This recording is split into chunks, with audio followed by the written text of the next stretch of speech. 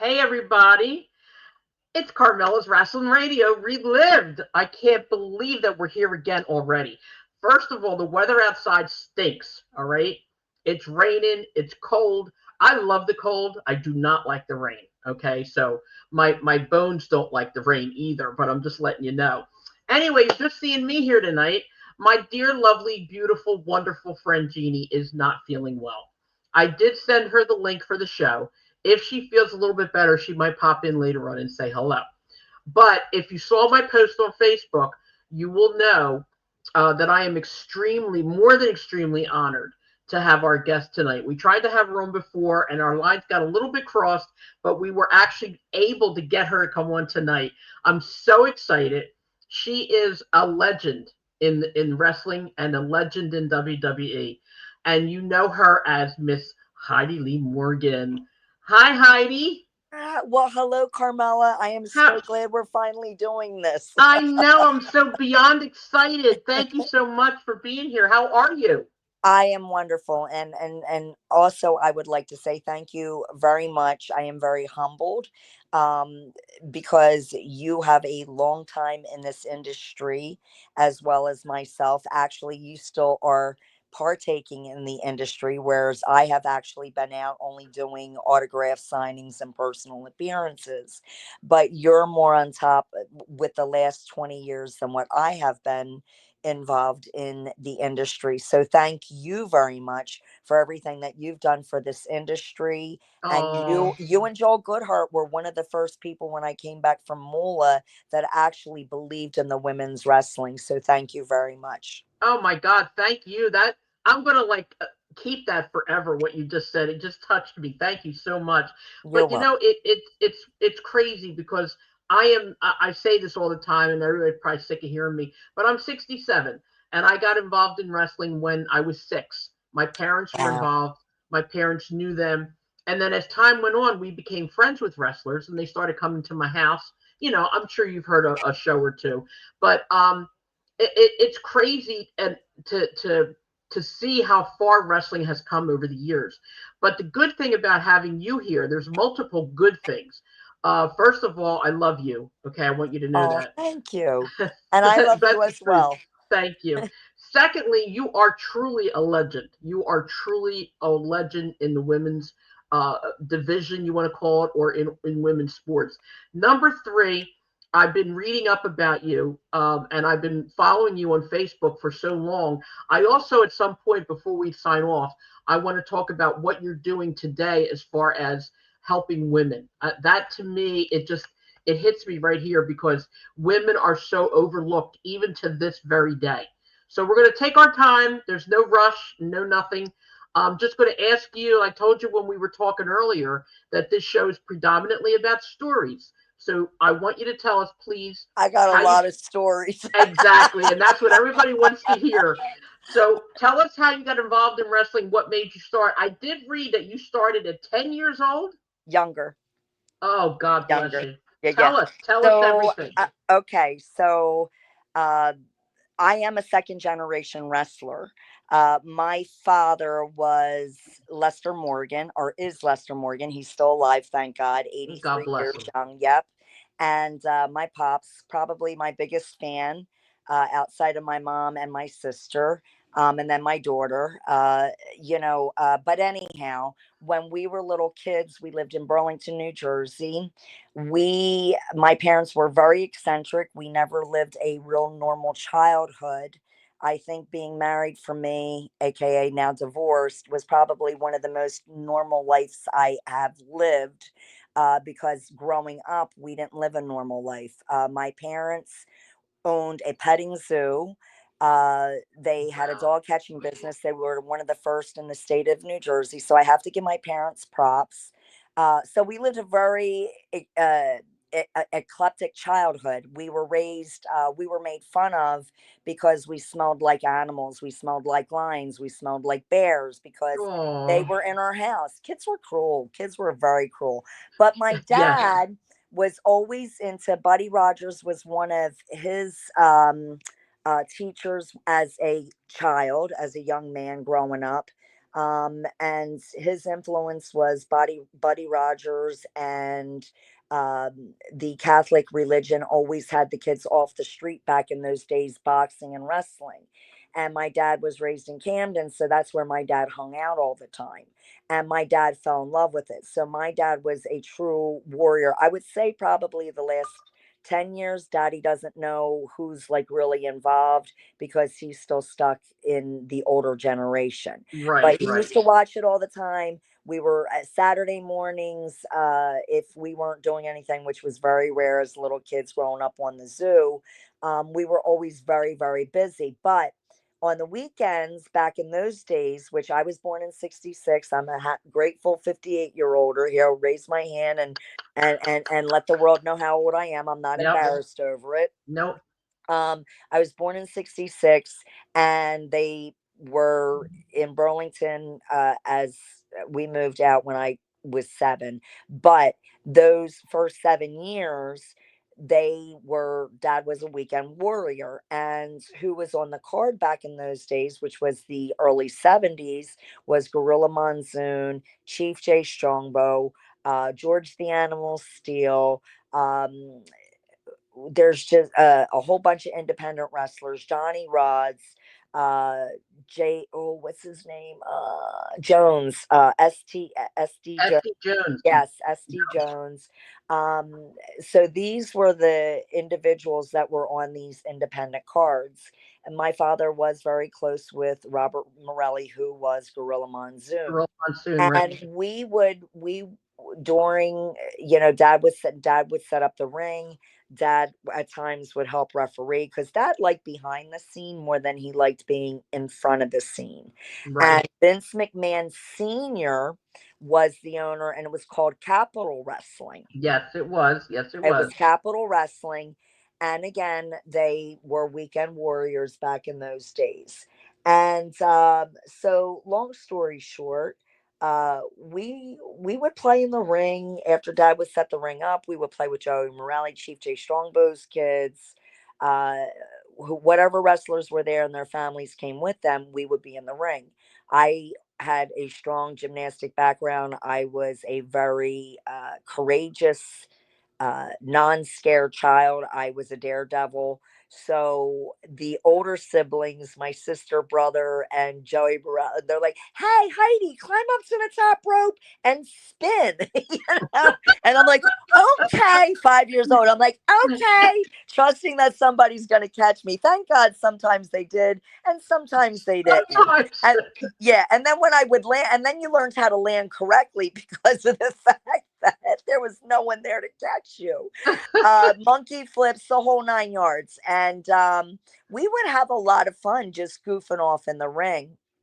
And then they moved from there down to Tennessee. Dad worked for some promotions when we lived in Tennessee, which is, I at that time, I my sister was the older child, the oldest, so she would go to the independent shows with dad. So at that point in time, she was around um Randy Savage, when they were kids, right? So dad did some work for that territory. And Tammy doesn't really remember Randy or Leap and Lenny Papa, but she just remembers them as kids. And they, again, would play around in the Wow. rings and whatever. But it was like a glaze because we didn't live in Tennessee long. When we Right. came back from Tennessee in 75, due to my brother getting killed in a terrible car accident, Oh, I'm so and sorry. my parents bought a hotel in Tennessee, which was the downgrade of their financial success. And it's been hell for them ever since then. They bought a hotel, fraudulent papers, never made anywhere to the money that they were supposed to, and they lost everything. Oh my God. And so that was from 7 to 9, and we were waiting for the court case to be heard. Uh, and that's when my brother got killed. So after my brother got killed, my mom and dad are like, "That's it. We've had enough with Tennessee." We came back home. So when we came back home, of course, the wrestling family, Capital, Vince McMahon Sr., Gorilla Monsoon, all of them, very humble. were an asset in my family's life, helping my mom and dad get back on their feet, because Wow. that's what families do. It's Yeah. actually, it's a kind of a very emotional there, because my dad's a prideful man, and Monsoon basically had to threaten my dad, because, he's like, either you take the money or our friendships is done. Like, you're nuts. You lost everything. Your family needs help. This is not charity. You've always been there for us, and we want to be there for you. Wow. So, yeah, so very grateful, and just very grateful for that. And so dad got back into just like weekend wrestling, and that's when Larry Winters came into the picture. Oh, Larry Winters, God bless. Artie Palmer. Mhm. Dad was doing independent stuff with them, and Johnny Rods, when he started, came. His gimmick was Ukrainian, right? When No, he wait first, a minute. Johnny Rods, I his mean, not gimmick was. Johnny Rods, Larry Winters. Oh, okay. Yeah, Okay. Larry Winters. Ukrainian? Yes, because he was Ukrainian. Yes, but Yes. I never thought that he wrestled that way. Yeah, no, when he very first, I think I actually have a picture. He was, I believe, like 20 years of age. He was about 20 The years of baby, yeah. age. Yes, and Daddy and Artie Palmer, I think Tom Stanson, Gene Moore. I'm trying to remember. These are some of the names I remember. Uh, I'm trying to remember. So they started doing little independent stuff, and that's when Vince Senior was declining and Vince Junior was stepping in.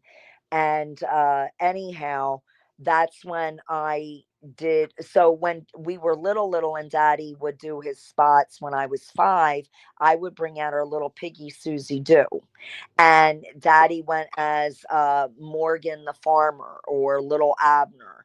And Vince McMahon hated that. The senior hated gimmicks, right? And Dad's like, well, I'm bringing my pig. If you want me to set up your ring, I'm bringing my pig, and this is how I'm coming. Oh, Right? So my dad kind of beat he beat his own drum, right? And he like again, I say he preferred behind the scene instead of being in the ring, but he liked the ring as well. So my sister didn't like being in front of people, and originally, because she was the oldest, she was asking, she's like, no, I don't want. And I'm like, I'll do it, because I was never scared. I would be like, ta-da, here I am. yes. And so I would come out to the ring with my little Daisy May hat, my little Oh, piggy tails, and I would carry Susie. Sometimes Susie would be okay on her leash. And then we get in the ring, and I would follow Susie around in the ring. And then Dad would pick Susie up, hand her to me, and then I'd get out of the ring. So I was oh my 5. Yeah, God. I yeah, can't yeah. believe that. You You were so know, little. yeah, and I was a scrounge. Oh my God, was I such a scrounge? I really, truly was. That's Um, and crazy. then when he started the gimmick with Tom Stanson as Tully McTavish, the McTavish brothers, my mom was a phenomenal seamstress. She made some really cool kilts for them, and she made an outfit for me. And I was the one who would go out. Dad and I would do a little Scottish dance, and then I would go back. He would never let me stay at the ringside, though. So I Right, wasn't a ballet. I would come out with them, do the little show, and then I would leave. right, And uh, so I was familiar knowing that there's not four sides of a wrestling ring. There's 8, right? Because you have turnbuckles. So I learned that at a very young age, that you have 8 sides of an audience you have to play. It's not one sided. And there were, back in those days, they really didn't do a lot of television taping. That was a special event. And that didn't start kicking in until, later in the mid 80s. right. And so you fast forward in 85. Um, I was competing. I competed in 1983, 84, 85, working out, bodybuilding. I started off powerlifting through my father. It saved my life, mental health, emotional. Uh, stress relief, because Carmela, our generation, you didn't talk about your feelings, you didn't yet, so I had a lot of stuff built up from my brother's death. I was sexually assaulted as a child, from a neighbor kid right before my brother was killed. My brother saved me, and then my brother was killed like Oh two my months God. later, right? So all these little thoughts going through a 9-year old's head is like, well, why did God take him if he did the right thing? You know what I mean? And I believe me, I have a very strong faith in God, and you can question or ask God questions if you have a relationship with them. But there was a point, I've always been that child that's a slow developer, where what most 9-year olds were doing, I wasn't doing at 9. I did Right. what 9-year olds did at 12. What most 12-year olds were doing, I was still playing with Barbies. They Yeah. were listening. Everybody was getting cassette tapes, because that was the thing that was in stereo systems. I still played with Barbies. Me I too. Yeah. You know what I mean? I didn't Yeah. get Oh that. yeah. I was always 5 years behind mentally. And it doesn't make a person bad. It just makes, that's where, that's why I need a guy 5 years younger than me, because Mhm. that's where my Oh, brain is. Plus the energy level. So that's the joke. But anyhow, uh, I was lifting weights, competing, won a lot of first place trophies. I had a wonderful coach, God rest his soul, Ralph Carpinelli, who worked for World Gym up in Glendora, New Jersey, off of 168. And again, that makes me want to cry, because I was trying diligently to get a hold of him. And during the pandemic, we finally found out where he was, and he had just passed oh, I'm at sorry. 94 years of age, still living God at home. bless him. And I just wanted to let him know how grateful, I know he knows in heaven, how Yeah. grateful I am for his influence in my life, knowing how to work out correctly, whatever. So now I know I'm just spilling, but for the audience and the question you asked, how did I get involved? Through these bodybuilding exhibitions, and my dad and Robert Morelli, aka Gorilla Monsoon, still very Right. dear friends. Now at this point, my mom and dad had dug themselves out of the hole, and were being very successful with their stripping and refinishing business now. And now they manufactured paint remover, and they learned that skill when we were in Tennessee. He had worked for Bix, and he was trying to tell Bix, change the recipe to this. He didn't. So dad created his own formula. Uh, Wow, that's so great. that being said, mom and dad did very well, and they were successful, and they winded up having a lot of different private label companies that they were filling orders for. So it wasn't their product, which was the Noopy product. What it was, excuse me, the private label from Service Star, Eastwood Company. um they were the different ones that they manufactured for, and they were lucrative. They also manufactured paint remover for Watchtower, which is it's a religious organization. Their main office is in Manhattan, but Hmm. they ordered like abundance worth of chemical. And so that would my parents were becoming successful with that. So dad and Gorilla Monsoon were talking, and dad's like, this is that WrestleMania just happened, and Orndorff was hot. Paul Orndorff was hot. Hogan just popped. Everybody was just popping. Everything was just, it was like the alignment of the stars, like the planets are getting ready to align in Right. January. Well, the aligning of the planets were in a perfect sequence right then. Hmm. And Monsoon's like, hey, I got an interview with you, Les, with Vince McMahon Jr. Now, because now Jr. owns everything, because Right. his dad passed, and we're now in 1985. He Right. says, come up to Stanford, pitch the idea. So we go up to Stanford, my father and I, because I was very, very heavily involved with their business and my bodybuilding, and I really believed in mom and dad's business, and whatever.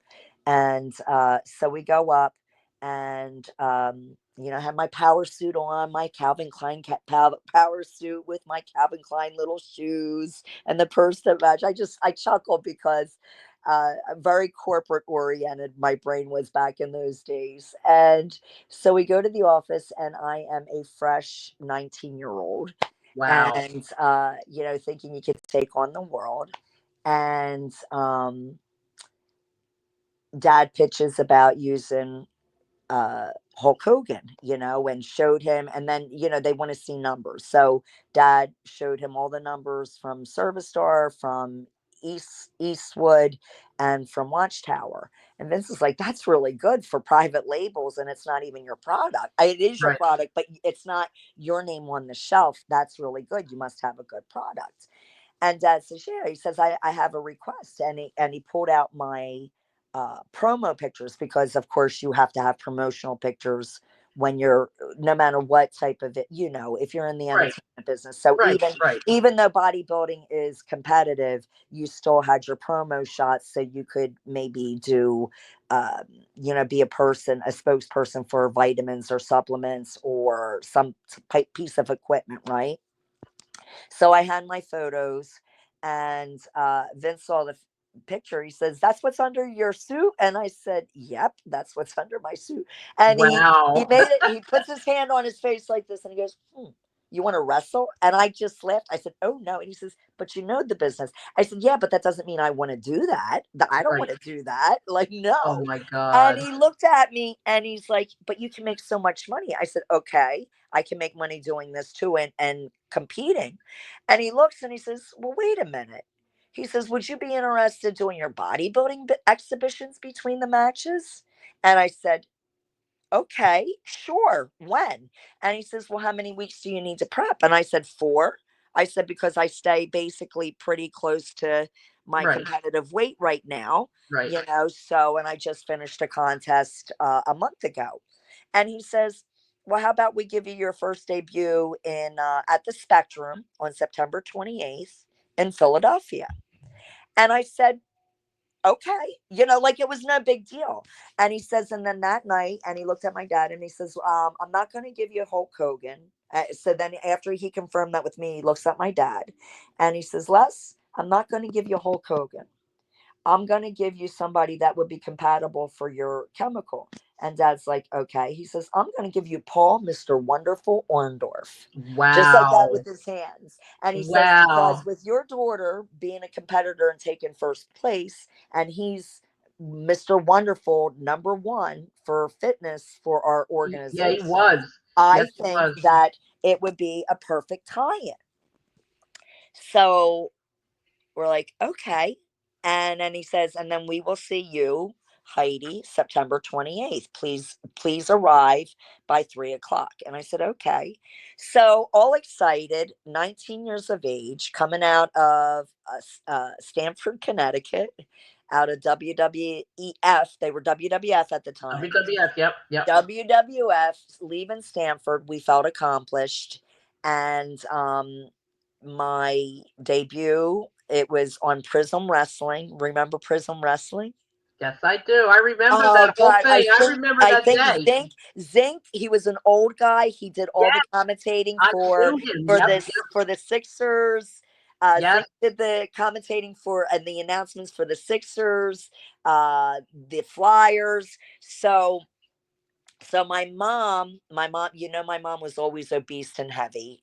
Always struggled with weight. She's always been my hero and why I do what I do in the industry that I'm in. So my mom was my biggest, best coach, biggest critic positively. And every day faithfully, I did a routine to legs, ZZ Top legs. And my mom's like, eight you have 8 sides of an audience, Heidi. Stop. You keep on playing to one. And then she says, so we watched one of the Spectrum wrestling matches. And she's like, okay, you got to look for the camera. That's the main camera. So my mom's pointing all these little details out that she had no schooling on, but she paid attention. She says, Right. so you're entertaining. So not only do you have these 8 corners, this camera here is the camera you're going to play at. And that's where Monsoon and what's his name? The blonde hair guy that he ricocheted off of really well. Oh God.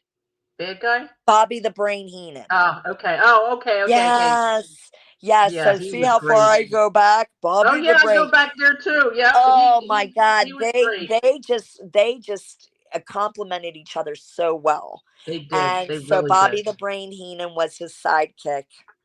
And mom's like, where they're sitting, that's the camera, that's the main camera, that's where you want to play. And I said, okay. So we practice, practice, practice, practice. I had that song so embedded in my head.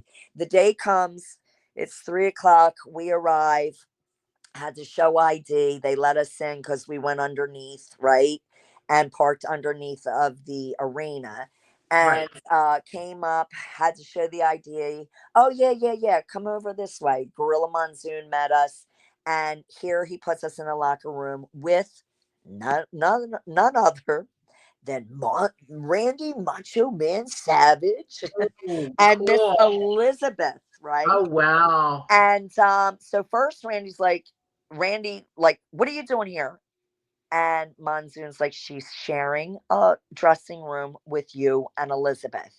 And he said, what? And so Robert Gorilla Monsoon pulled Randy out by himself. They had a conversation that we were not a privy of. And then Randy came back in. So it was just me, my mom, and I called her my sister. I still call her my sister, Joycey Cannon.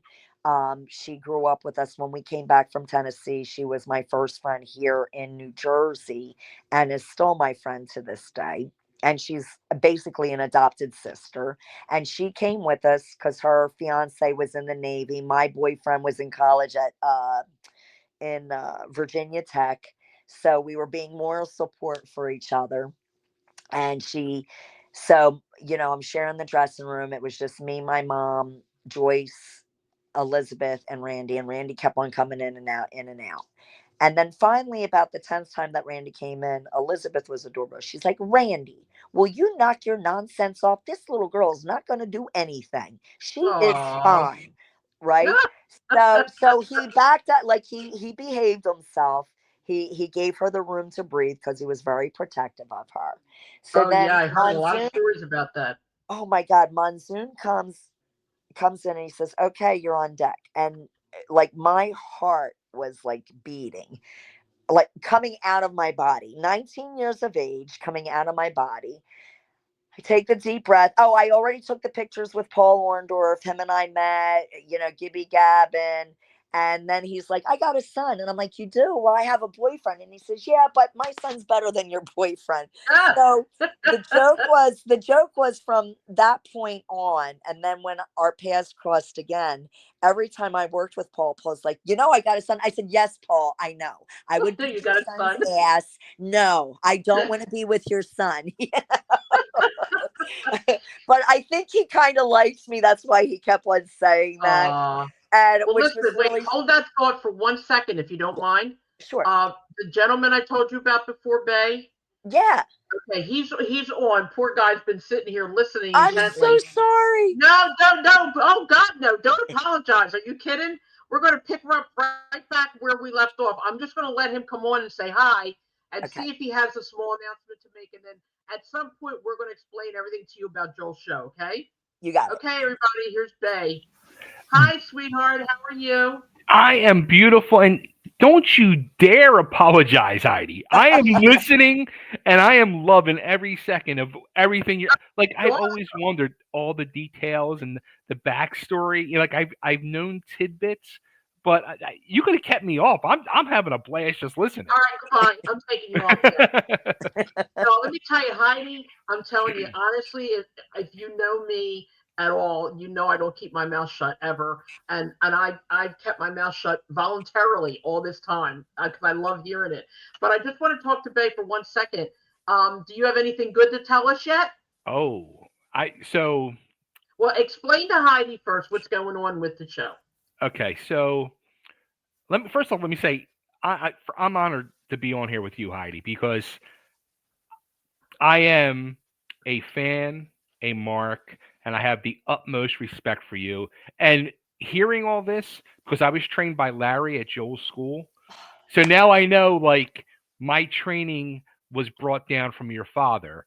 Yeah. So it makes even more sense. It's a connection, right? Yes, Yeah. It's absolutely. yeah, Absolutely. it's crazy.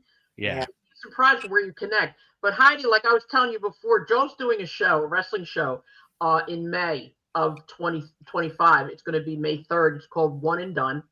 And Bay is the booker for that show.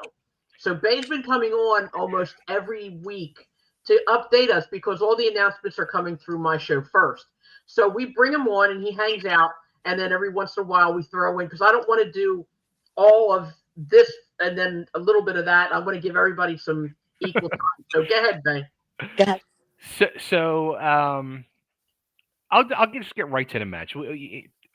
I don't want to take up Heidi's time because I want to go back and hearing more of Heidi's story. But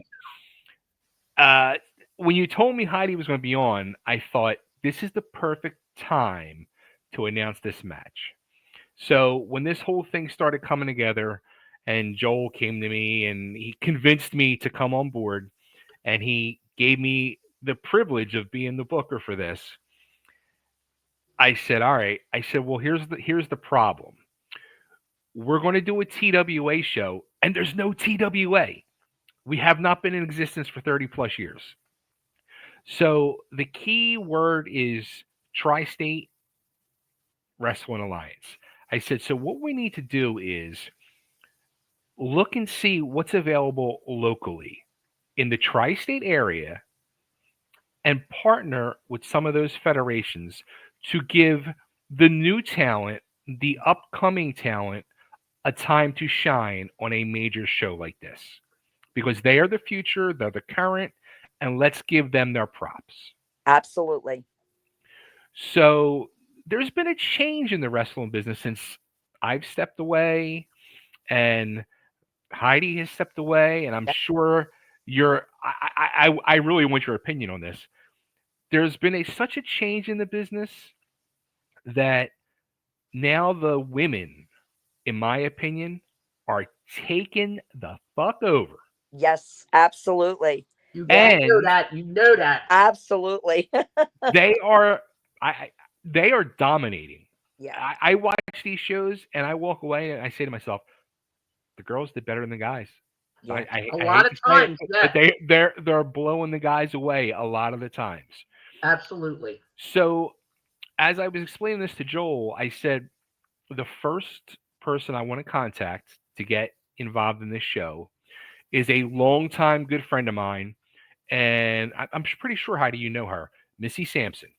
Oh yes, yes, yes. She does bell to bell. Yes, exactly. She's got some incredible talent on that show. I've known Missy since she was a kid and would come to ECW shows when I was working for ECW. Wow. And she's a girl who, when I walked away from the business, she worked for me too in my federation when I was promoting, but she really is a person that loves and respects this business. Absolutely. And really, she learned how to work like a mofo. Yes. And I have so much respect for her for doing that. And what she's doing now with her new women's federation, Bell to Bell. And they have a show coming up November 30th at the Monster Factory. They run there every few months. Every 2 months. I share it. I always share it. Yep. So the first person I contacted was Missy. I said, Missy, this is what we're doing, and I want Bell to Bell to be involved. So I want you to give me what you think is going to be a pay-per-view match to put on to highlight Bell to Bell on the One and Done show. So the match is the one and only Notorious Mimi is taking on Gabby Ortiz. No way. At One and Done. It's going to be a very good match. Very good match. And because, there's more. This is a Joel Goodhart event, and there's always got to be a twist, a spin, a gimmick, something involved. We decided we are going to bring in a special guest referee. Very cool. And Heidi, you might know this person. I'm just going to take a little guess. You might know this person. I'm hoping that she does. WWE Hall of Famer, Medusa Michelli. Oh, man. Nice. Awesome. Woo! Awesome. Very Wow. nice. Yes. Oh, where's the show gonna be? The 2300 Arena, May 3rd. Yes. Silly. You gotta That stop man. at Tony Luke's. Of course. That's right. Tony Of course. Luke. Very cool. Where else would it be, Heidi, if not in Philly? Well, I was thinking Asbury. No. Come on. Yeah, but This there is are a Joel Goodhart only production. because It's of got the to be Philly. nostalgic. Only because of the nostalgic part of it. But if you're talking Joe Goodhart, then yes, it would have to be in Philly. That's awesome, Bay. That really is That is awesome. fantastic. Yeah, that is awesome. So this is the first time it's getting out. This is match, the first time it's getting out. Like this is the announced. first time it's being announced. Yes, absolutely. that's it. I am so honored that I am the one that gets to hear it. Me and Carmela first. Yeah, I When am she so told me honored you were What that gonna be on, an incredible match that's going to be. Gabby's great. been on my radio. Everything comes through this show first, which I'm honored. I really am. And then when I drop the show, I'm going to obviously tag you in it. And then if you wouldn't mind, you could share it and talk about it. Absolutely, we'll share. Do whatever you want. Okay, Bay, I'm going to leave you here. I'm going to put you on hold for a second. Now stay here, okay? All right, Heidi, let's get back to you now. I'm sorry, but I like to just kind of, do stuff as we go along. So now we were talking about you and Paul Orndorff with the pictures. So let's get back to that. Yes. So we finished taking pictures. He was pushing his son back then on me at the age of 19. And then when our paths crossed again at 24, he was still pushing his son on me, which was pretty funny. So anyhow, then the pictures were done.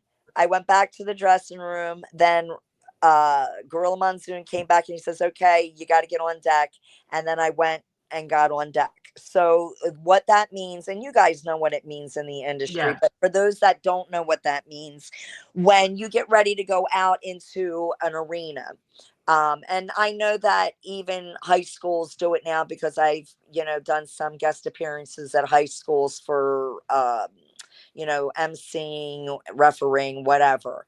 And they have a little mini hallway going from the dressing room into the arena where there might be a camera person or a person with headphones on that's part of the production to give you the cue. 3, 2, 1. Okay, get ready to go out. Here's the lights. Here's the camera, blah, blah, blah. And they do this within 3 seconds. And they expect you to know all of this. So we go into the waiting area, the dark room to go into the big arena at the Spectrum, and you could hear the people. And Robert Morelli says to me, he says, okay, I don't want you to be nervous, but it's a sold out house. And I said, okay. And he says, do you know how many people this arena can? I said, I really don't know how many people this arena can hold. He says there's 36,000 paid tickets out there tonight this afternoon. I'm like, what? And he's like, yeah. Now, as he's telling me this, I feel this big individual body come behind me you could feel this presence. And I hear coming out of this person's mouth, and he says, so you got to put on a show, sister.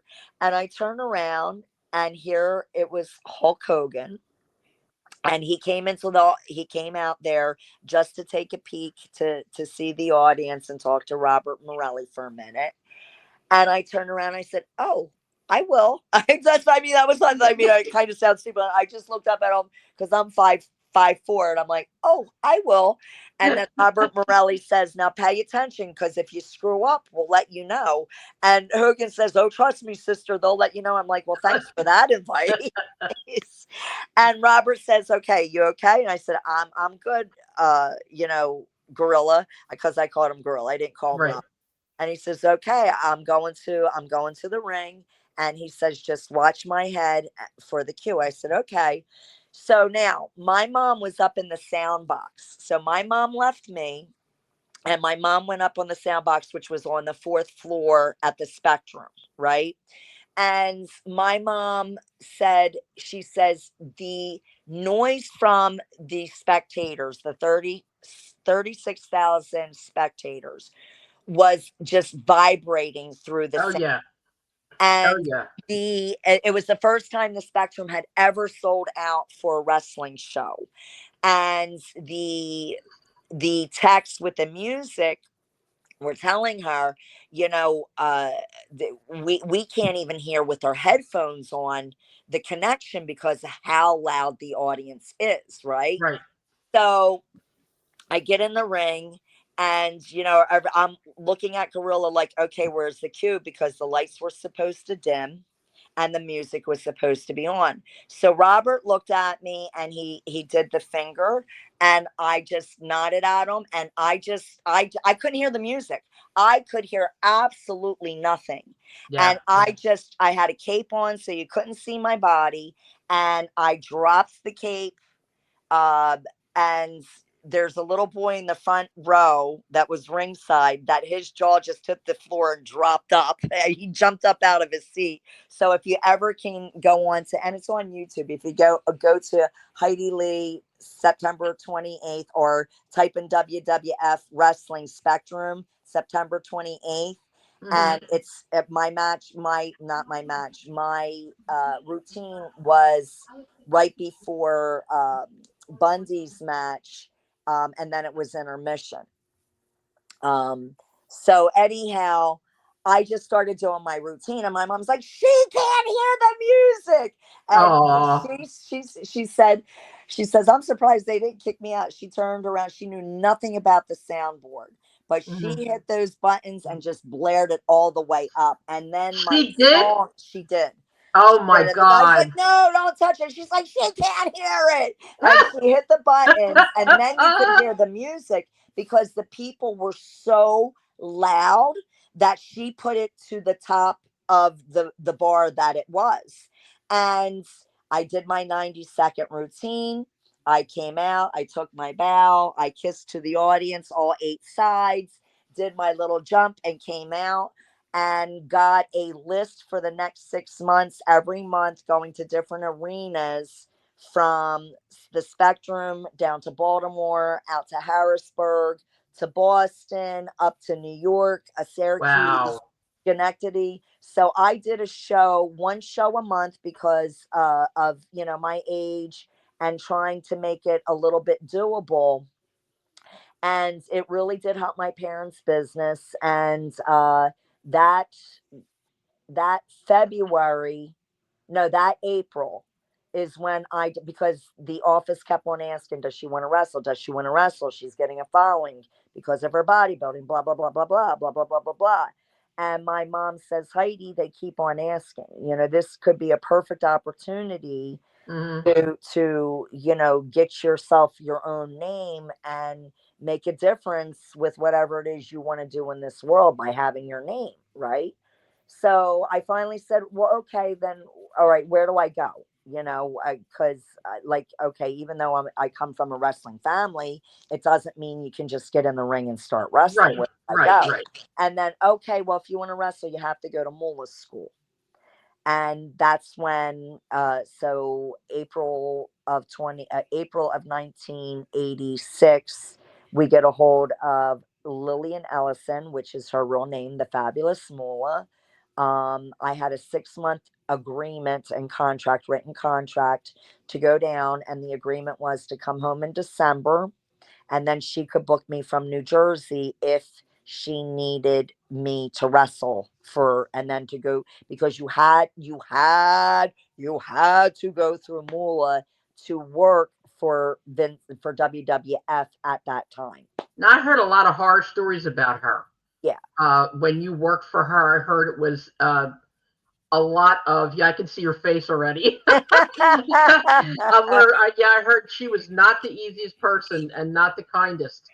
Right. So we all have a different story Right. regarding her. Now, my story is not as horrific as all the other girls. And that's not my place to tell Judy's story, Leilani's story. Right. What I Right. will tell you with Mula, and I learned very quick in the business, it was my first time being away from home.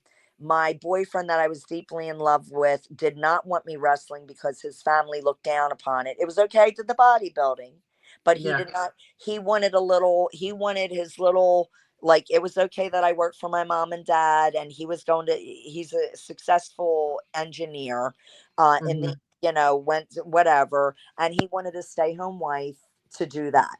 Well, that's not, I wasn't raped. I'm not, like, I love to cook. Yes, I'm very domesticated. I'm very Right. good in the house as well as in the workforce. Right. However, I just always feel like there should be more I should be doing in this world, not just existing, Absolutely. right? That's Absolutely. how I feel about me. So there was a big battle. He didn't want me to wrestle. Mola had she had five grandkids, one granddaughter, and four grandsons. The youngest grandson, who was just 3 years younger than me, decided that summer that he was going to come live with grandmom. And grandmom's like, my son, my grandson, he just thinks you're. So now, first she's like coaxing the situation about her grandson. And Right. then me and my boyfriend broke up, and then I did date her grandson, only to be used, and I very valuable lesson, because boys are boys, and sometimes you can be a vulnerable female. And so I let my vulnerability down. I did see him for just a very short while. And Mula herself, when I first went down there in June, everybody was away. So Judy and Leilani were over in, no, Leilani was over in Japan because she had a contract. So she did very, very well in Japan. Judy and the rest of the women were over in Egypt for WWE, and including Donna Cristantelli, who was the main trainer at Mula's school in '86 when I had gone there. And with that, she Mula turned 64 that summer. Woman has my up had the I have the utmost respect for that woman. She got in that ring, and their school wasn't one of these schools where you just work out for 2 hours and then come back a week later. Mula's school was, you trained 3 hours in the morning, you took a break, which meant you went up, you took a hot bath, you iced yourself, you you put ointment on because you Yeah. were in Yeah. pain, and then you started back again at 3:30 in the afternoon till 6 o'clock at night. Wow. And that, I mean, we trained. it was Yeah. not it was not a 3 hour deal for one day a week. When I tell you we trained Hmm. 5 days a week, that's why her girls were so good, because Hmm. you ate, slept, and breathed it. And I had my gymnastic background. That was very helpful. Being a kid and not having any fear was also very helpful, and being, playing around in the ring. So I had all of these, but I also, from my father, he told me, do not go in and act like you know shit. I will beat your ass. You're going to go in there and you're going to be a student. You're not going to be like, I know, I know, I know. Because then if I get a phone call that you think you know it all, and then they, rake your ass in the ring, you're going to know why. Which Exactly. they Yeah. still did. They still did, because they wanted to make sure that I understood that I needed to understand the business, right? Not just coming in because I did, because the girls already knew. Oh, this Right. little girl, she's second generation wrestler. She's a bodybuilder. She's already worked for them without having to go through the bull crap they went through, right? So Judy, Leilani, Susie Star, they beat the crap out of me. They beat the crap out of me, and they made me an incredibly talented wrestler because of that. Donna Criscentelli, Angie Morelli, which was her niece, she was there. I mean, just some Mula put out in really, really good talent. Luna already was gone. I never got to meet what's her name? Oh my God, what's her name? She left. She passed. Sherry Martel. Sherry. Sherry just left right before I got there. Luna just left right before I got there. So the horrific stories I heard about them, and all because they didn't want to be owned. Luna had her own demons. God rest her soul. People should have stepped in and helped that child when she was a kid, and not let her be put through that abuse. Exactly. Right? Yep. And so they have to answer for that. So but anyhow, so I came in and got my clot cleaned, and one of our, so then mom and dad had mentioned about someone else going down there to learn how to wrestle, but it wasn't for them. So they came back home. They couldn't handle it because you got to mentally be strong and physically be strong. So this person couldn't handle it, and they came home after a week. I mean, literally 1 week. They could not handle it. Wow. But on this person's return back home, Mola was talking to them, and they said, well, you make sure you tell Noopy, which that's my dad's nickname. You tell Noopy that his daughter is not concentrating on her studies because all she's worried about is my grandson. Oh, now, no. Mola never said that to me. Mola kept on pushing her grandson on me. Okay. Oh, and wow. he became basically like a womanizer, and we broke up because I'm like, I can't do this. Like, I lost a good guy because of this industry. Like, I just hit rock bottom at that point in my life. And I'm like, I have to make this work because uh, people want me to fail anyhow because of my size. Because when I entered wrestling, although the women all now look like I used to look like, Right. I Right. was very small. Like, they would tell me, oh, you're not going to get anywhere because you're small. And now they're all that size, right? So I had to fight harder to show that I had talent, that I had this, that I had that. And I was determined that it wasn't going to be because I was married to anybody, that I screwed anybody, that if I got back to WWF at E now, that it was going to be because of my own talents. And you don't want to give me you don't want to give me a title, don't. I'm not going to screw you for a title because it's not worth my integrity. It's not worth Exactly. my dignity. And I stayed true to that for any promotion I worked for. Now, I'm not going to say I didn't have a guy in every town. That's different. That's a different entity. Okay, because No, I hear you. I hear you. I Since hear you you. went there. but I never mixed business with work. I never sold my soul that way to Right. get a job. And if anyone says I ever did, they're an effing liar. And they would never say that because I've never done that. I've never done that. Like, that is, you can't pay me $50 or 150 or $200 is not enough for me to sell my soul. No. I Oh, had, God, no. yeah, so when Thanksgiving time came, I came home, and my dad says, "Come here, we're gonna take a walk." Okay, we take a walk. He says, "Who's hippie?" And I just looked at him. I said, "What?" Because it just came out of nowhere. He's like, "Yeah, who's hippie?" And I said, "Oh, that was Mula's grandson." I said, "I kind of dated him for 2 months after Mike and I broke up." And I said, "And he's a player, you know." I said, "I got played." And he says, "Okay, well, this should be a real good lesson for you." And I said, "What are you talking about?" So, like, I was totally like confused. He says, "All right." He says, "Well, when so and so came home because they couldn't hang, okay, Mula made sure that this person came and said that you weren't." Uh, he said, Mula's trying to blackmail you. I said, what? This is the first time I've ever had to deal with it. I'm like, Yeah. what do you mean blackmail me? And he says, well, because when so-and-so came home because she couldn't hang, she said that Mula said that you were too busy chasing her grandson hippie around instead of concentrating on your studies with the rest. Wow. And I said, Dad, that could not be further from the truth. I said, did we date? Yeah. Did he play me? Yeah. lesson learned, you know? And he says, yeah, lesson learned. He says, own it. When you go back, you're going to let her know that you know it and that she will never be able to hold that over your head because she's going to try to.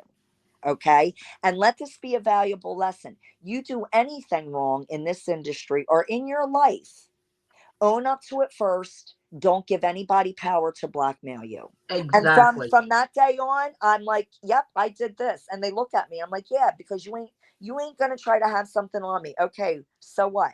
I did that. Okay, so I screwed up. Okay, what are you gonna do? Sue me? Yes. I didn't rape a kid. I didn't rape this one. I didn't pedophile this one or do anything ignorant, cruel, or spiritually inhumane to this person or that person.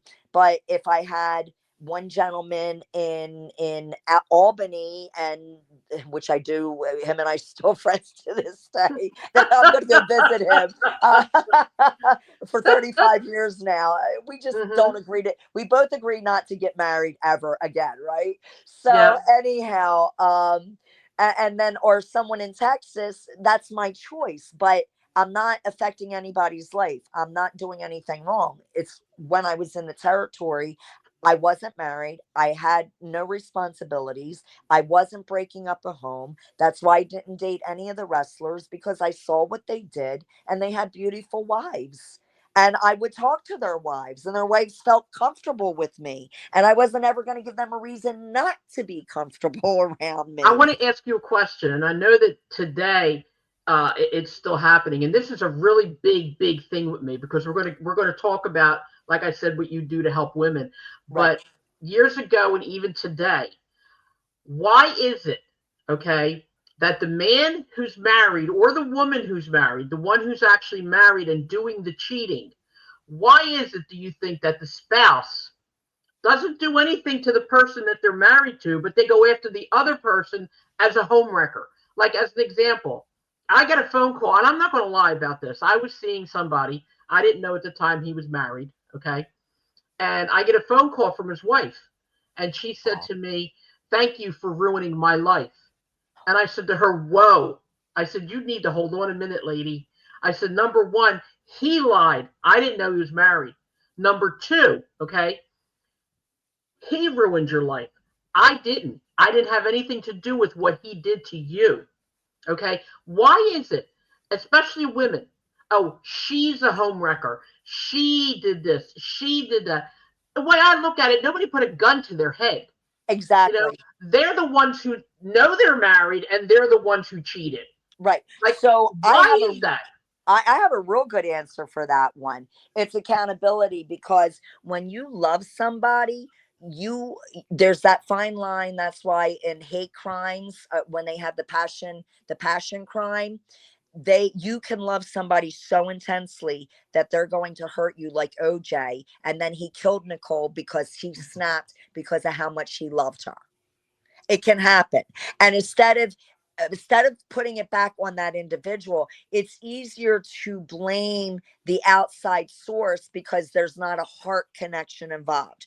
I'm Because not then you have to agreeing with that. admit, yeah, I'm then you not have to admit you're with the wrong person. Exactly. right. So now I am a woman who my husband did cheat on me. And not one time. He liked women and I forgave him. And but it's like, how many times are you going to do this? And so finally, uh the woman he was having an affair with uh was playing all these psychological, emotional games on social media. I mean, I thought, Carmela, I was going to lose it. And when now Hmm. I didn't call her up. Him and I, when I tell you there was turmoil in this home, there was turmoil in this home. And finally, a third woman calls, and there was multiple, but this one had the balls enough to reach out to me. And she reaches out to me and she says, I really need to talk to you. So I call her and I said, "Is everything okay?" Because like she doesn't call me, she doesn't reach out. She's like, and she was just trying to clear her conscience. I'm not defending her on what she did to me. Okay. So she literally spews everything that her and my husband did together. She tells me, excuse me, let me clear my throat. She tells me that had she known that we didn't have an open relationship, she would have never have. Archie literally told her that we had an open relationship. We never, I don't know what went wrong in my ex-husband's head. I really truly don't know. We never had an open relationship. But for his conscience and everything that was going on social media, because he posted about everything we were doing and how much in love he was with me and encouraged and raised me up and blah blah blah, so you would have never have known.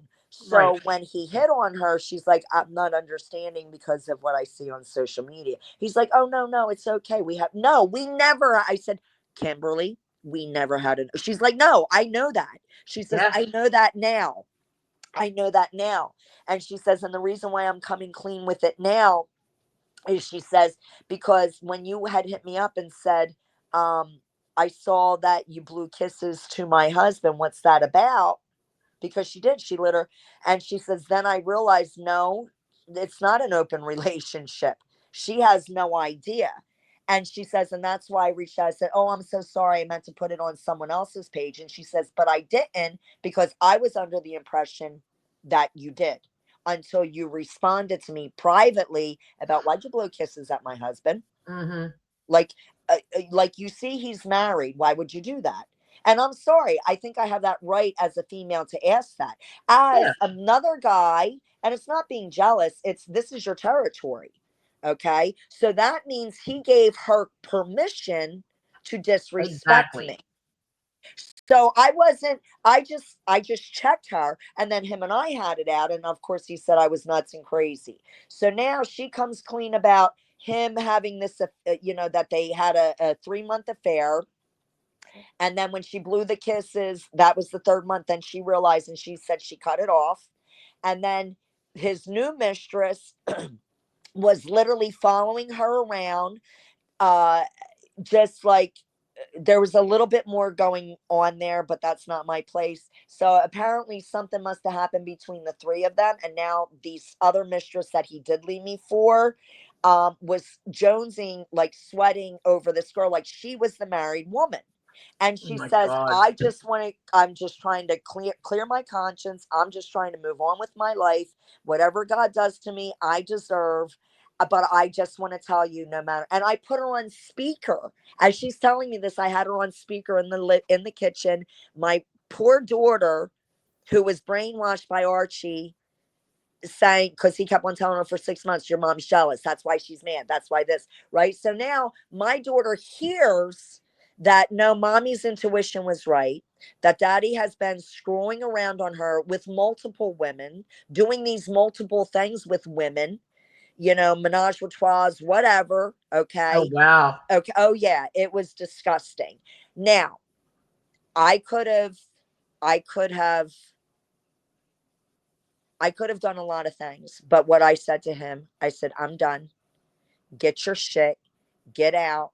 25 years with you, 22 years married, 23 years married. Get out. We're done. Well, fine. Good I for don't want to you. be married. I said, no, get the fuck, get out. Yep. We're Good done. for you. It's Yep. not this woman's fault. It's not that woman's fault. Now, I did, I did meet with Kim, and I said, just please explain to me why. And I listened because I want to understand. Right. The Right. other woman that he did leave me with, which he left her anyhow, because it ain't gonna work, period. She didn't even want to talk because she knew what she did was wrong.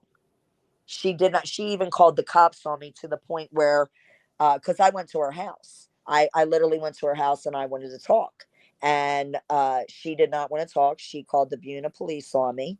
The Buna police came, and there's a little bit more on about her personal life, that they said, if you don't leave, we'll have to arrest you. I said, no, you're not going to arrest me, because you're going to go in there and arrest her because of X, Y, and Z. And because this is who X, Y, and Z. So I said 3 influential men that I knew she had been with, that if their name, and I said, so if you arrest me, these 3 men and her are going down. And do you want to answer to them? Because you'll all be out of a job. Wow. And the young man looked at me and he said, hold that thought. He goes back to his car, talks to the other officers, because they're between me, her, and that, like my car, me, them, her house. They come back and they said, listen, we're going to let you go. Well, Because there I you said go. the influential men's names, right? Because I know, like, Of it's course, nice yeah. to know shit about people, and I don't like doing that. I didn't call the But men up. I sometimes you didn't. have to. Yep. Sometimes you have to throw an ace card on information you know.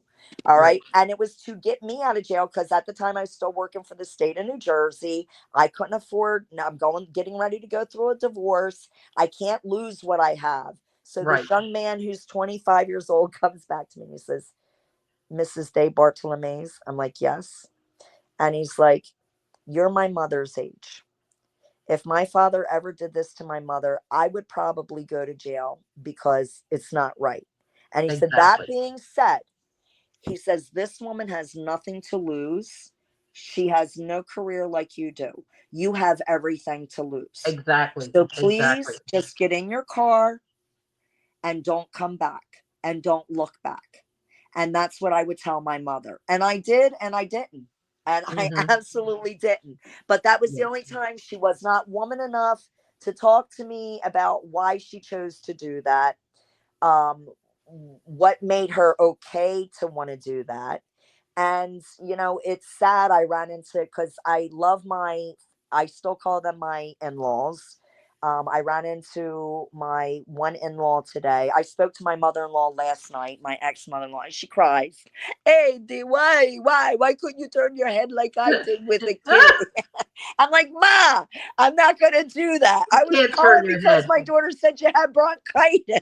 Oh, that's a So I mean, shame. spend that much time in a family, they love you. And the Yeah. sister, I ran into the sister today. She came at my place because she trains there, and she starts crying. I said, why are you crying? And she said, because he's lost.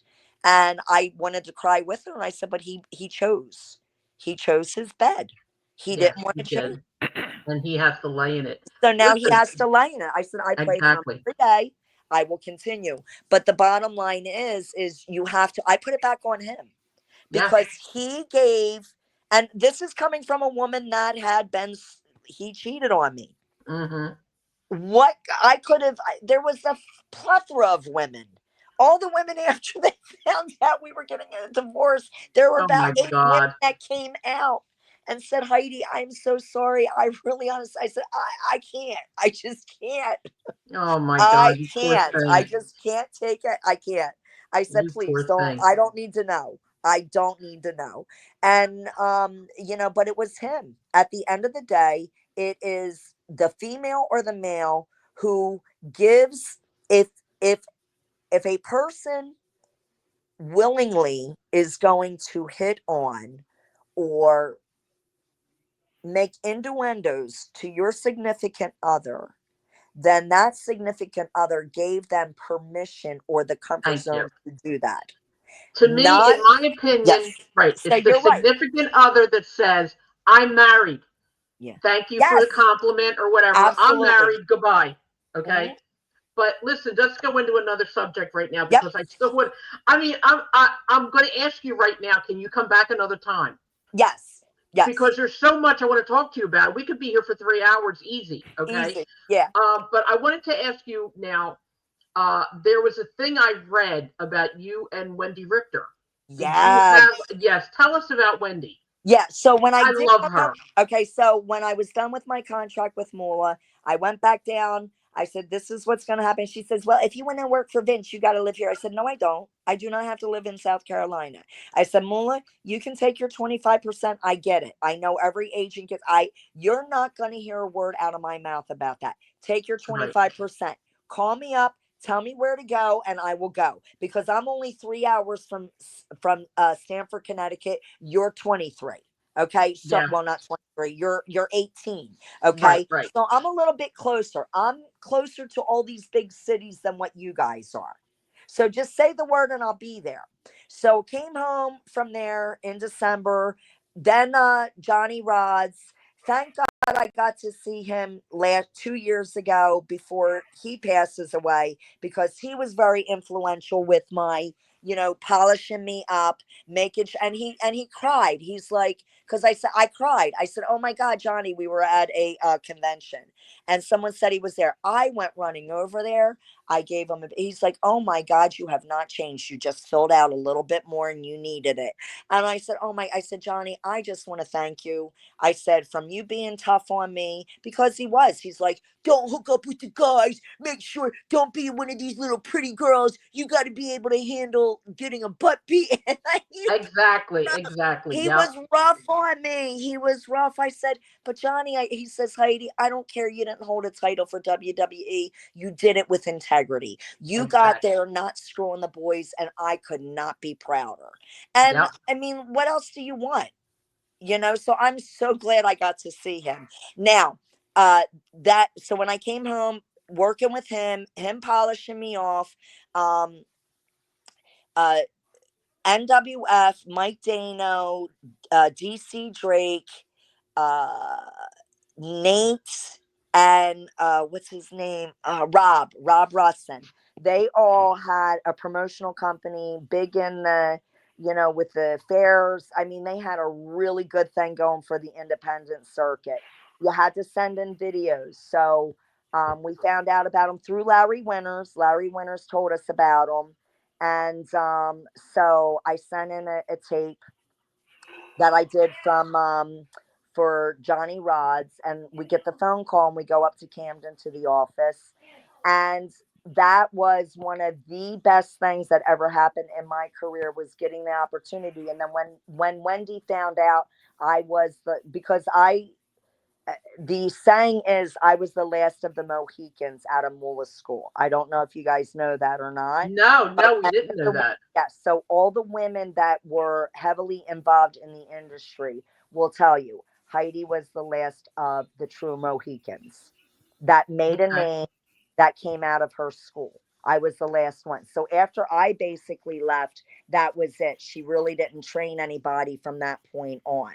Hmm. And like Brittany Brown would go back and forth, but Brittany was a Walter Kowalski girl. She Hmm. learned an awful lot from Walter and stuff. So, Hmm. and her, we've remained friends. She came down a couple weekends out of the 6 months I was there. I think maybe three weekends, like a Friday, Saturday, and fly home Sunday, because Right. of her work schedule and stuff. Hmm. But she's another diehard. She's been in the sport forever and a day and loves it like you do, Carmela. And I do. but anyhow, it was when Wendy found out I was a Moolah girl, and we connected, and Wendy allowed me to jump on her ruffles or her tail and take that ride.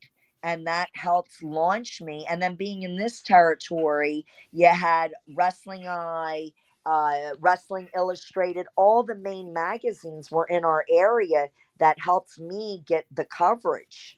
Without that, I wouldn't have had it. That's where I met Joe Goodhart and you. I met you Hmm. guys through NWF, and then Joel started running his stuff, and he Right. trusted me enough to help him because he was the first creator of ECW, the true creator. Yes, he was. Yes, he was. He's the true. And I helped him.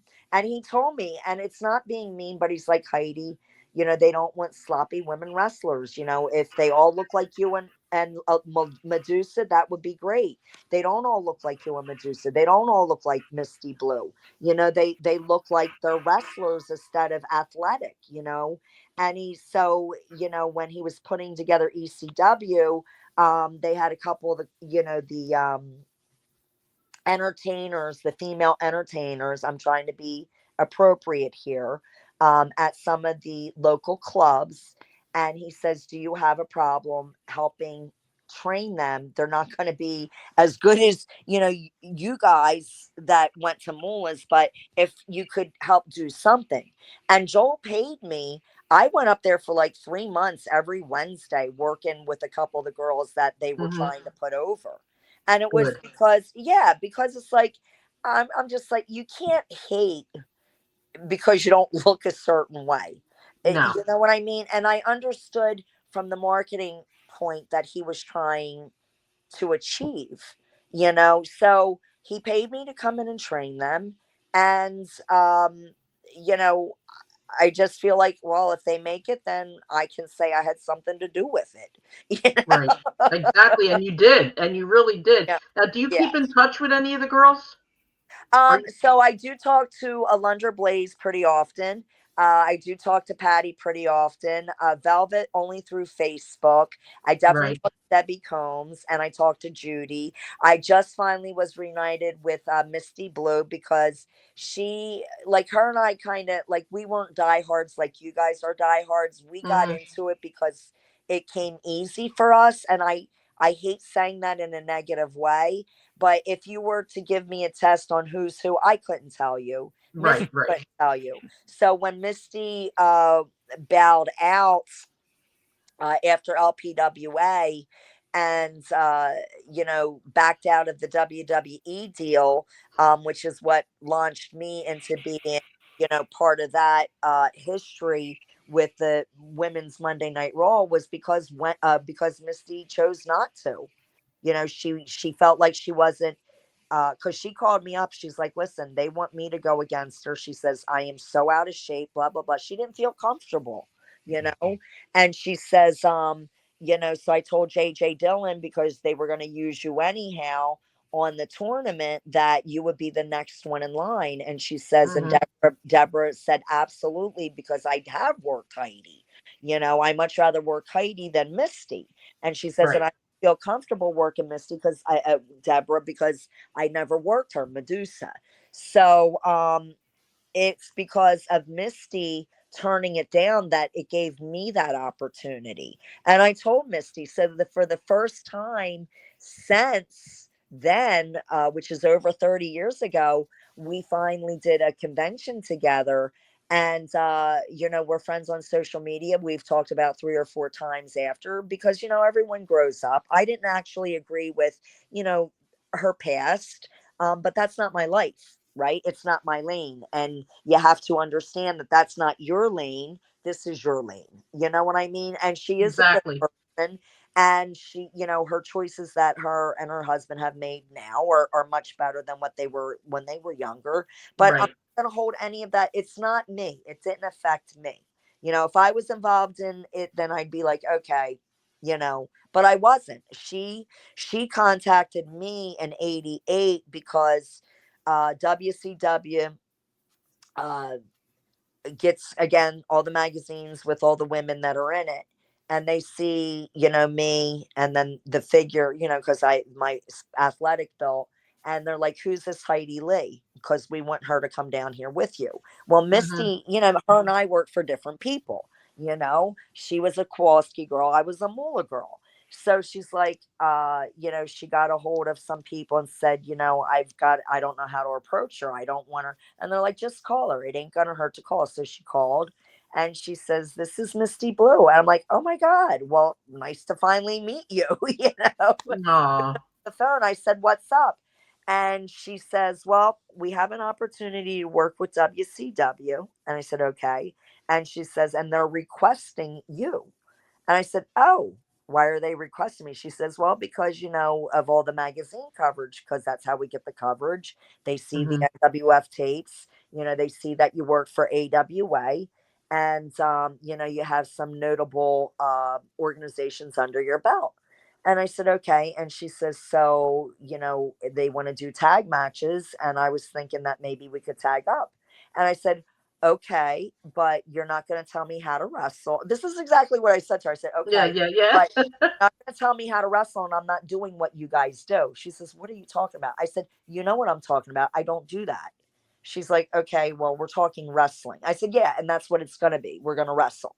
That's what I'm in this for. And she started laughing. So she thought that, so we started off on the right foot. It wasn't rude. It wasn't ignorant. I set my boundaries, and her husband, John, always took the photos. And we, I finally meet them. My mom and dad dropped me off on the turnpike to meet them. So they picked me up on the New Jersey Turnpike to go. We drove down because we were literally on the road for 2 months with WCW in January and February. We went in December. We did a couple. They flew us in for that. Then they brought us back where we drove, right? So when that happened, her husband now is with us. And so now we're in the where they told us we're going to change, because back then when they did their TV tapings, it was a little studio, right? Because it was WCW.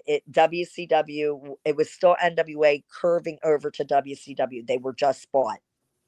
So we're in the studio and they're doing the transformation of, there's a sign that says NWA and then it glides into WCW, the new WCW, right? Which was really cool because we were part of history with that. But so Jim Cornette comes in, Ric Flair comes in, they go over what we have to do, how long we have, where the cameras are, make sure we play to it, yada, yada, yada. We're like, okay, thumbs up. So now we have to get dressed. Well, John's in the room. And I'm like, and they're all getting undressed. Like, I'm like, excuse me, John. And he's like, yeah. I said, could you get your ass up and leave the room, please? And they all started laughing. I said, I'm not hiding under the table like Cookie is, because Cookie was hiding under the table to get changed. I said, I'm not hiding. You're getting your ass out. Ain't anybody seeing these tatas unless you're going to pay for it. And not $100 either. Okay. So get out. They started laughing. And that's what Misty and them joke around. So when I did see Misty in August this past year, she says, so John wants to know, now that you got new tatas, do you still tell people that? I said, yes, they're still worth $1 million. You're not getting them for free. Oh my God, you are! I got to tell you something. All right, we're going on an hour and a half, Heidi, and it seems like 10 minutes. I know. I'm so glad I don't have to work tomorrow. Listen, this is what we're going to do, if it's all right with you, okay? Yeah. Because I did want to spend some time talking about what you do with women, and unfortunately, I don't want to cut that short. So I am going to beg you in front of everybody today, please, after the new year, would you please come back again? Yeah, January would be a good month. Okay. I will contact you. Yes. I will contact you for January because first of all, again, I'm going to repeat this. I love you. I admire you. I respect you. And I think you are, like, we've done on shows about how many times, like I've said, how some of the girls that were called ring rats were treated. And like I said, the same thing, that never, thank you, Jesus, never happened to me. Okay. Because, you get treated the way you allow people to treat you. It's Absolutely.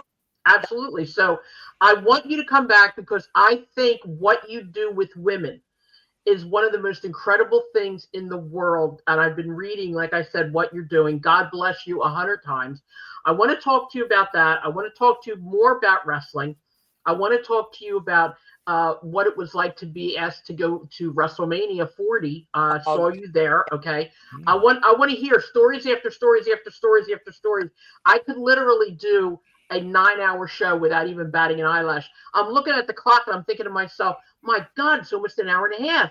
But it's an honor. No, it's an honor. I love it.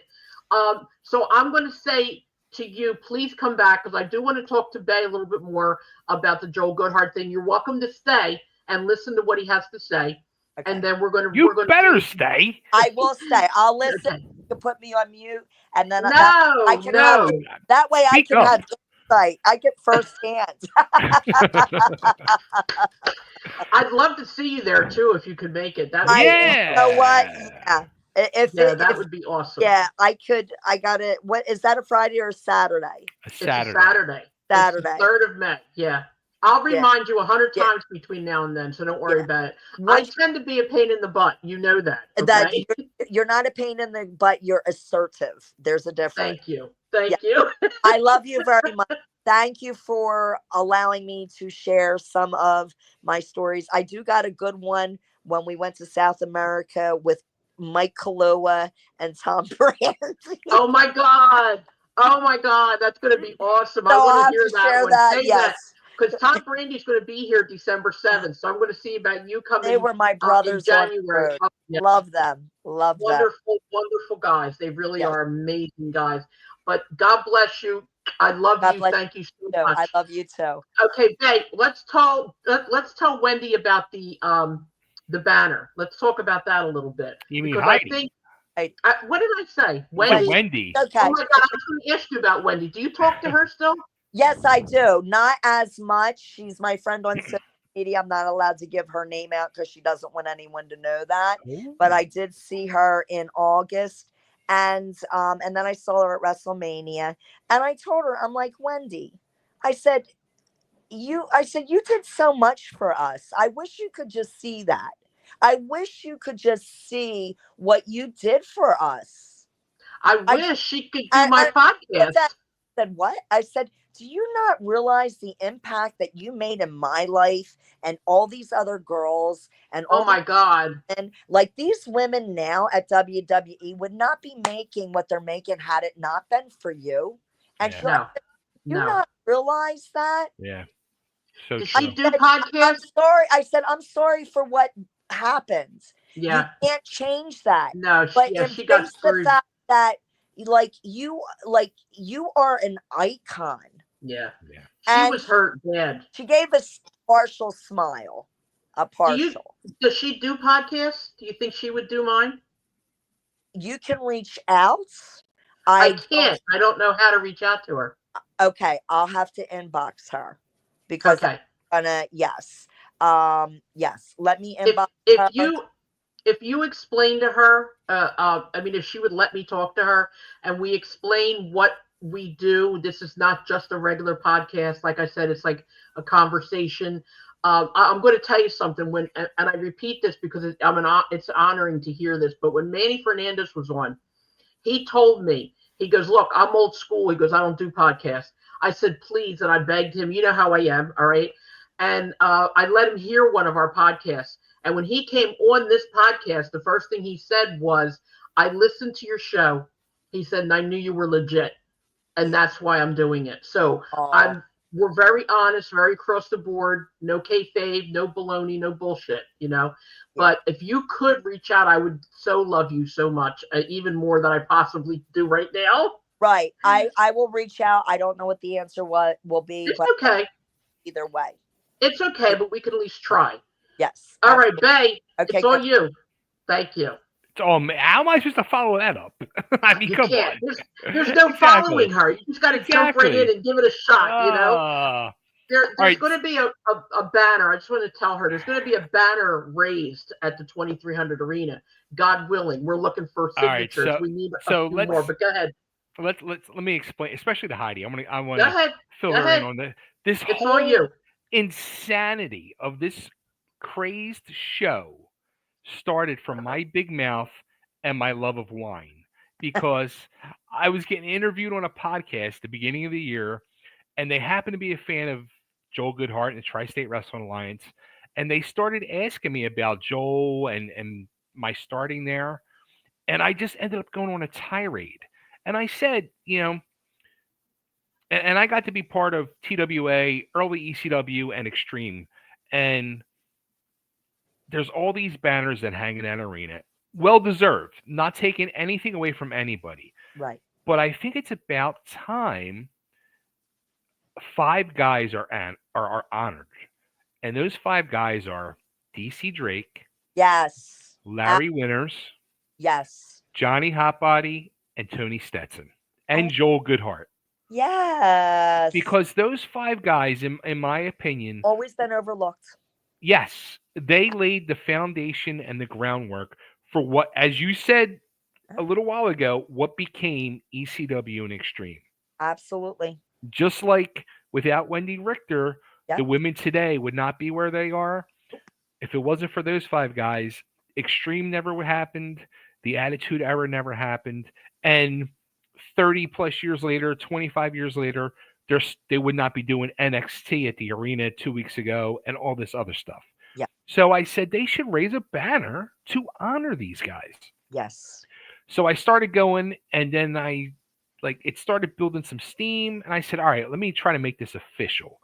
Let me set up a petition. And then I kind of shot myself in the ass because I said, let me get 1,000 signatures, then I'll approach the arena. But I approached the arena first. Right. But I had already said that. So Right. they kind of called my bluff, and they said, look, get 1,000 signatures and we'll hang the banner. So we are at 689 signatures. Oh my Wow. God. That's fantastic. So we need, 311 more. So how do I sign? I will send you the link. Send me the link so I can sign. Do you want me to share it? Yes. Yes. Yes. So maybe get some friends to sign Yeah. it, your daughter, Yeah. whatever. Yeah. So everybody can just go, well, if you go to the website change.org and type in my name, Bay Ragney, it'll come up. Okay. Or you can type in any one of the 5 guys. Joel, Hotbody, Stetson, Drake. But he'll send it to you anyway, Send Heidi. me I'll send it. I won't remember. I'll remember, but then I'll spell it all wrong. When I send my women the questions, I always screw up their emails. They're like, you keep on putting a dot. There's not a dot. There is a dot. That's supposed to be lowercase. So I screw it up all the time. So send me the link so I can share it. I will. So 311 more signatures, and it's guaranteed that banner will be.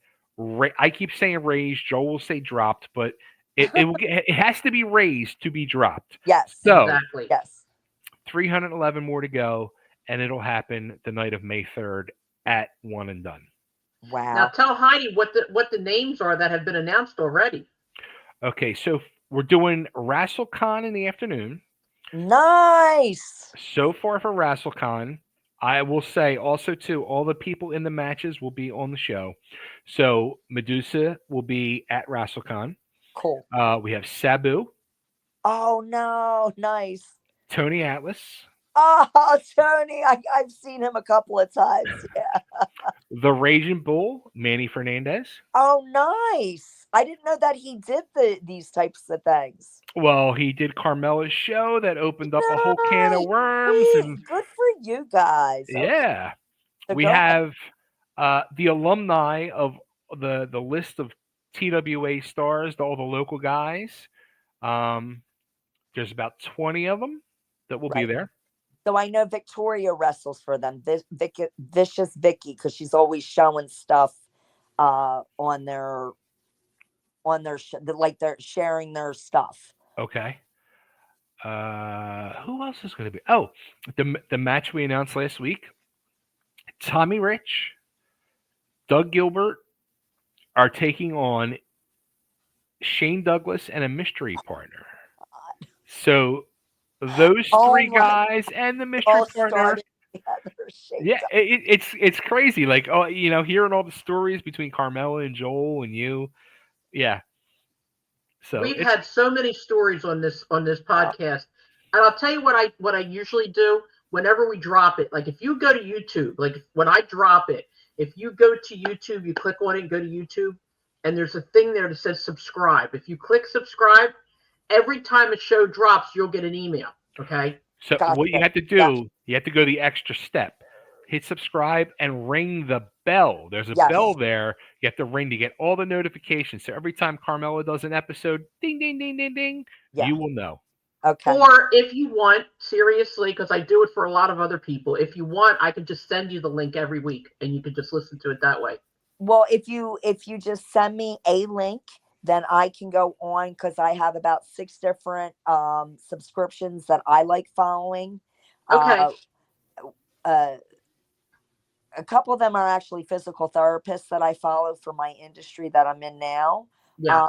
And then a couple of my friends that are competitors, I follow them as well for the support. So if you send it to me, I'll send you tomorrow. We're gonna drop it tomorrow, and I'll send it to you tomorrow. Once you go on it tomorrow, then you do what you subscribe, do whatever you got to do. But like I said, I'm going to tag you in it anyway. Right. And if you wouldn't mind sharing it, that would be awesome. But like I said, I will not rest until you come back because there's so much more I want to talk to you about. I'm serious. I am sitting here like a child listening to you. And I'm like, oh my God, I want to hear more and I want to hear more and I want to hear more and I want to hear more. And unfortunately, I have to work tomorrow. So, it's a pain in the butt when you get to be my age, Like around this time, the bones start to creak, and you're like, it's getting time for bed, In bed, stretched out. Yes, I totally understand. Put the ointment on all over the place, that kind of stuff. But please, I'm begging you, I'm going to contact you for January and we'll have you back. And then I'm going to give you like 2 to 3 hours, just you by yourself, whatever you want. Sorry. Whatever. No. Are you kidding? I love this. You told me to be open, raw, and real, and I was giving you details. Let me tell you, I'm a detailed person. I'm telling you, you were probably one of our best guests. You could not have been better. I'm telling you, you did everything I asked you to do because, like I said, the people want to hear what you had to say, every detail.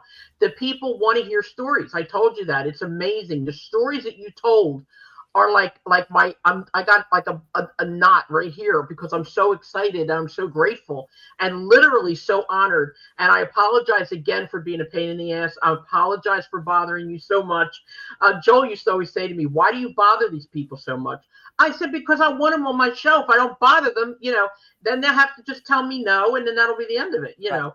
But absolutely, I'm going to be in touch with you if you don't mind. Absolutely. I wanted to talk to you about some of your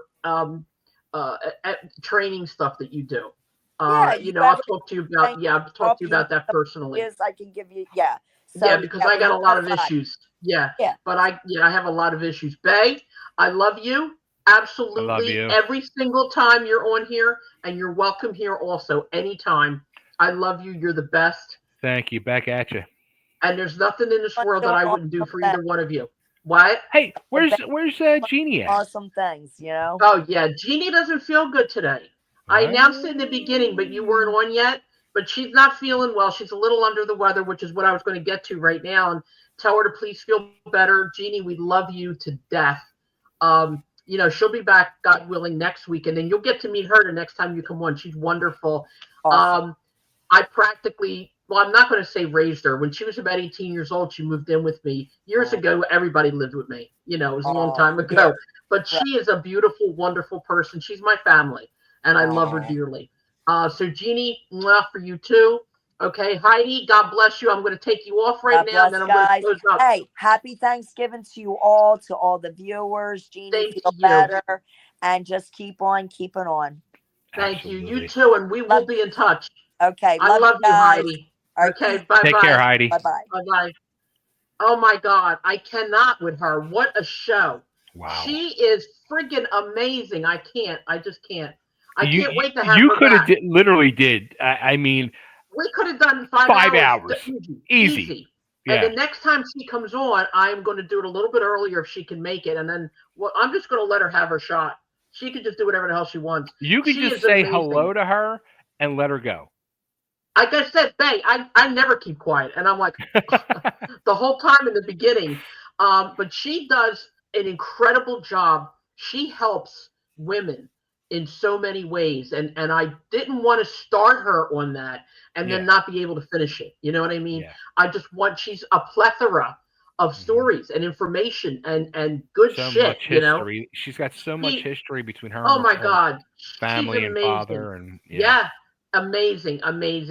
And the fact that she said in the beginning of the show, that she was honored and she was grateful for my history in the business as well. Awesome. That made me feel really good, and I will take that with me forever.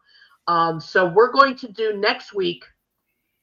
Jeannie, it's going to be just me, you, and Jeannie next week. We have no guests. Okay. The following week, I believe, if everything goes my way, we're going on the 7th of December. We're going to have Tom Brandy, I think, again. But we're building. We're just signing people up left and right, man. And if there's anybody listening, I'm hoping there's people listening. If any of you fans have good stories that you want to tell, contact me on 316carmela@gmail.com. and let me know, because we're going to have Dave Katz is going to come back. We're going to have my friend Jimmy Schwartz, who used to actually put the ring together with Mike Chioda. Nice. So he's going to be here. He's got a ton of stories. Also, I need to make a correction. My friend Dave Katz, who is also coming back, I said that the World Series of 1939 was proven that it was fixed. He contacted me. He said, very true, but it was 1919, not 1939. So the World Series of 1919 was fixed. Yeah, because he said there was a lot of gangster stuff going on back then, and yeah, it was. In my opinion, everything's still fixed. So, but it is what it is. Anyway, Bay, I love you dearly. Love you, Carm. Thank you so much. I can't say it enough. You have become one of my dearest friends, and I consider you family as well, and I love you dearly. I'm going to say goodbye, and I'm going to tell everybody happy Thanksgiving. Okay, we hope you have the most wonderful time. And Jeannie, I love you. Hope you feel better. And we will see you next week. Bye-bye. Happy Thanksgiving, everybody. Happy Thanksgiving.